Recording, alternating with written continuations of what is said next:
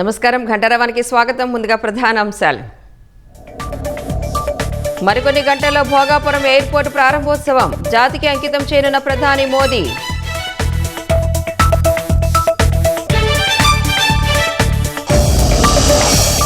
Airport వద్ద కట్టుదిట్టంగా భద్రతా ఏర్పాట్లు, 7,000 మంది పోలీసులతో భారీ బందోబస్తు.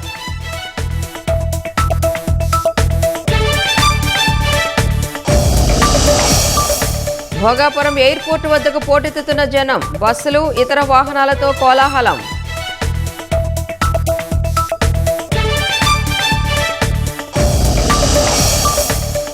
ఎగిరే చేపలాంటి ఆకృతి, బాహుబలి విమానాల రన్వేలు, ఉత్తరాంధ్ర సంస్కృతి ఉట్టిపడేలా విమానాశ్రయం నిర్మాణం. భద్రాచలం వద్ద 3వ ప్రమాద హెచ్చరిక జారీ, వరద ఉధృతితో కష్టాల్లో కోనసీమ లంక గ్రామాలు.